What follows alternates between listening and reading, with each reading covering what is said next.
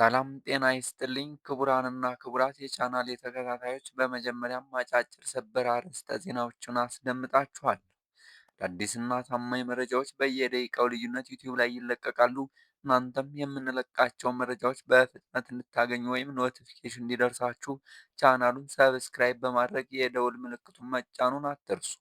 በመቀጠልም ወደ አርዕስተ ዜናዎቹ አለፍ። ጠቅላይ ሚኒስትር ዶክተር አብይ አህመድ ስለ ነዳጅ ጉዳይ በሶሻል ሚዲያ ገጻቸው ላይ የማሳሰቢያ መልእክት ጽፈዋል። ጠቅላይ ሚኒስትሩ በይፋዊ የማህበራዊ ሚዲያ ገጻቸው ላይ ባስተላለፉት አጭር የጽሑፍ መልእክት ነዳጅን ገዝተው የሚጠቀሙ ሀገራት መቸገራቸውን ገልጸው ኢትዮጵያውያን ነዳጅን በቁጠባና ለመሰረታዊ ነገሮች ቅድሚያ በመስጠት መጠቀም እንዳለባቸው ገልጸዋል። የፋርስ ባህረ ሰላጤ ጦርነት ከተቀሰቀሰ ወዲህ የዓለም 20 በመቶ ነዳጅ የሚተላለፍበት የሆርሙዝ ወሽመጥ በመዘጋቱ የተነሳ በተጨማሪም በጦርነት የኢራንና ሌሎች የመካከለኛው ምስራቅ ሀገራት የነዳጅ መሰረተ ልማቶች ጥቃት ስለተፈጸመባቸው የነዳጅ ዋጋ ከፍተኛ ጭማሪ አሳይቷል።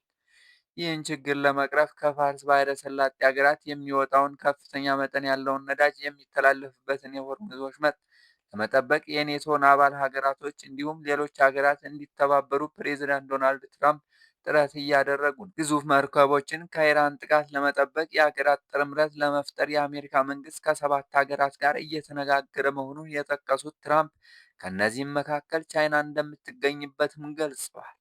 ፕሬዝዳንቱ አክለውም ወሳኙን የሆርሙዝ ወሽመጥ ለመጠበቅ አጋሮቻቸው ድጋፍ የማያደርጉ ከሆነ የኔቶን የወደፊት ዕጣ በጣም መጥፎ ይሆናል ሲሉ አስጠንቅቀዋል።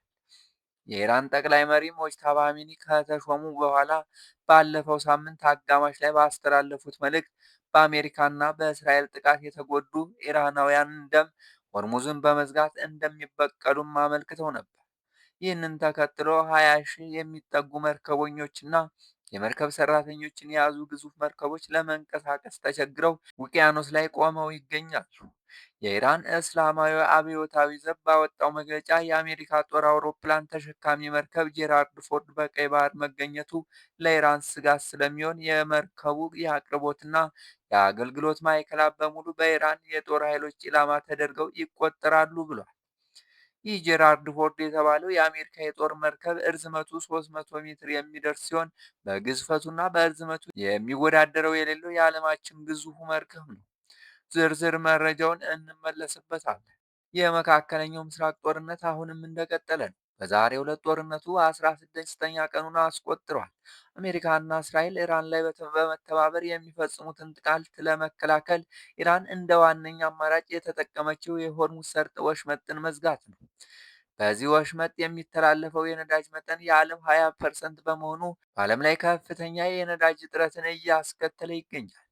የዚህ ጥቃት ሰለባ የሆነችው ሀገራችን ኢትዮጵያ የወደፊት የሚገጥማትን የነዳጅ ችግር ለመቅረፍ እንደ መፍትሄ የወሰደችው ነገር ባይኖርም ዶክተር አብይ አህመድ ስለ ነዳጅ ጉዳይ በሶሻል ሚዲያ ገጻቸው ላይ የማሳሰቢያ መልእክት ጽፈዋል።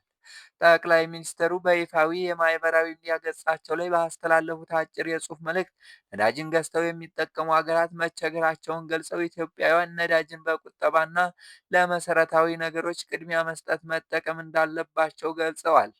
ባለፈው ሳምንት የገንዘብ ሚኒስትሩ አህመድ ሺዴ በተፈጠረው ወቅታዊ ችግር ምክንያት የነዳጅ አቅርቦት ሰንሰለት መስተጓጎል ምን ያህል ጊዜ እንደሚቆይ ስለማይታወቅ ህብረተሰቡና ተቋማቶች ነዳጅን በከፍተኛ ቁጠባ እንዲጠቀሙ አሳስበው ነበር። በጦርነቱ ምክንያት የታየውን የነዳጅ ዋጋ ጭማሪ አስፈሪ ሲሉ የገለጹት የገንዘብ ሚኒስትሩ መንግስት በቅርቡ ተጨማሪ የነዳጅ ቁጠባ እርምጃዎችን ይፋ እንደሚያደርግ አስታውቀዋል። ጠቅላይ ሚኒስትሩ አብይ አህመድ በማህበራዊ ሚዲያ ገጻቸው ላይ የነዳጅ አከፋፋዮችም ሆኑ ተጠቃሚዎች እንዲሁም ማደያዎች ለመሰረታዊ አገልግሎቶች ቅድሚያ እንዲሰጡና በቁጠባ እንዲጠቀሙ አሳስበዋል። የፋርስ ባህረ ሰላጤ ጦርነት ከተቀሰቀሰ ወዲህ የዓለም 20 በመቶ ነዳጅ የሚተላለፍበት የሆርሙዝ ወሽመጥ በመዘጋቱ የተነሳ በተጨማሪም በጦርነቱ የኢራንና የሌሎች የመካከለኛው ምስራቅ ሀገራት የነዳጅ መሰረተ ልማቶች ጥቃት ስለተፈጸመባቸው የነዳጅ ዋጋ በከፍተኛ ሁኔታ ጭማሪ አሳይቷል። ይህንን የነዳጅ ችግር ለዘላቂ መፍትሄ ለማምጣት ከፋርስ ባህረ ሰላጤ ሀገራት የሚወጣውን ከፍተኛ መጠን ያለውን ነዳጅ የሚተላለፍበትን የሆርሙዝ ወሽመጥ ለመጠበቅ የኔቶን አባል ሀገራቶች እንዲሁም ሌሎች ሀገራት እንዲተባበሩ ፕሬዚዳንት ዶናልድ ትራምፕ ጥረት እያደረጉ ይገኛል። በትናንትናው ዕለት ፕሬዝዳንት ዶናልድ ትራምፕ ዩኬ፣ ቻይና፣ ጃፓን፣ ደቡብ ኮሪያ የጦር መርከቦቻቸውን ወደ ሆርሙዝ ሰርጡ እንዲልኩ ጥሪ አቅርበው እንደነበረም ይታወሳል። ግዙፍ መርከቦችን ከኢራን ጥቃት ለመጠበቅ የአገራት ጥምረት ለመፍጠር የአሜሪካ መንግስት ከ7 ሀገራት ጋር እየተነጋገረ መሆኑን የጠቀሱት ትራምፕ ከእነዚህም መካከል ቻይና እንደምትገኝበትም ገልጸዋል። ትራምፕ የሌሎች ሀገራትን ስም ባይጠቅሱም የኔቶን አባላት ሀገራት ግዛታቸውን መከላከል አለባቸው በማለት እንደሚያምኑምና አሁን በሆርሙዝ ወሽመጥ የተከሰተው ሁኔታ እንደ ግዛታቸው መመልከት አለባቸው በማለት የኔቶን አባል ሀገራት ነዳጅ የሚያገኙ አሁን ኢራን በዘጋችው ሆርሙዝ ሰርጥ አካባቢ ነዳጅ ካለፈ ብቻ ሊሆን እንደሚችል አብራርተዋል። ፕሬዚዳንቱ አክለውም ወሳኙን የሆርሙዝ ወሽመጥ ለመጠበቅ አጋሮቻቸው ድጋፍ የማያደርጉ ከሆነ የኔቶን የወደፊት ዕጣ በጣም መጥፎ ይሆናል ሲሉ አስጠንቅቀዋል። በተጨማሪም በዚህ ዘመቻ ላይ ቻይና ተሳታፊ እንደምትሆን የገለጹ ሲሆን ነገር ግን ድጋፍ የማታደርግ ከሆነ በምላሹ የቻይናው ፕሬዝዳንት ጋር በቅርቡ ሊካሄድ የታቀደውን ስብሰባ ሊያዘገዩት እንደሚችሉም ገልጸዋል። ትራምፕ የሆርሙዝ ወሽመጥን ለመጠበቅ የሚያደርጉት ጥረት ውስጥ ዩናይትድ ኪንግደም ልትሳተፍ የምትችልበት ሁኔታ ላይ ከጠቅላይ ሚኒስትር ሰር ኪር ስታርመር ጋር መነጋገራቸው ተዘግቧል። ጃፓን በበኩሏ የሆርሙዝ ወሽመጥን ለመጠበቅ ወደ ፋርስ ባሕረ ሰላጤ ወታደራዊ መርከቦቿን በመላክ የመሳተፍ ፍላጎት እንደሌላት የገለጸች ሲሆን ጠቅላይ ሚኒስትሯ በዚህ ሳምንት ወደ አሜሪካ በመሄድ ከትራምፕ ጋር እንደሚነጋገሩም ተገልጿል። በተመሳሳይም አውስትራሊያ ኢራን በሆርሙዝ ወሽመጥ በጭነት መርከቦች ላይ የምትፈጽመውን ጥቃት ለመከላከል የጦር መርከቦቿን ወደ አካባቢው እንደማታሰማራ በትራንስፖርት ሚኒስቴሯ በኩል አሳውቃለች።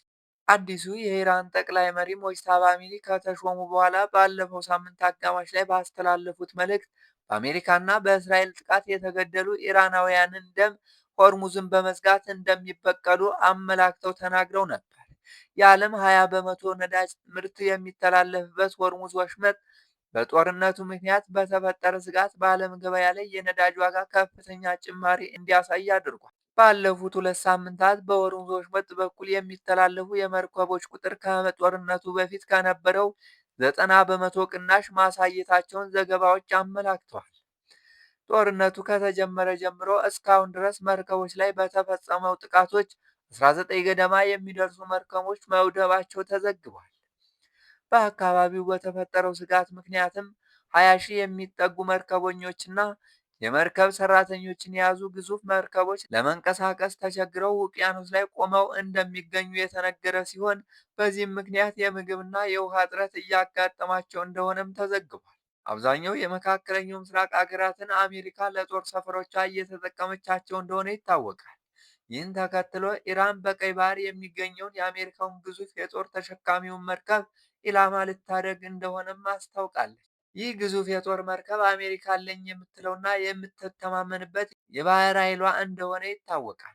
እናም ኢራን በሆርሙዝ ወሽመጥ በኩል ምንም አይነት መርከብ እንዳያልፍ ማገዷን ተከትሎ ይህ ግዙፍ የጦር መርከብ በወሽመጡ ላለው ለኢራን የጦር ኃይል ከፍተኛ ስጋትን አሳድሯል። የኢራን እስላማዊ አብዮታዊ ዘብ ባወጣው መግለጫ የአሜሪካ ጦር አውሮፕላን ተሸካሚ መርከብ ጄራርድ ፎርድ በቀይ ባህር መገኘቱ ለኢራን ስጋት ስለሚሆን የመርከቡ የአቅርቦትና የአገልግሎት ማዕከላት በሙሉ በኢራን የጦር ኃይሎች ኢላማ ተደርገው ይቆጠራሉ ብሏል።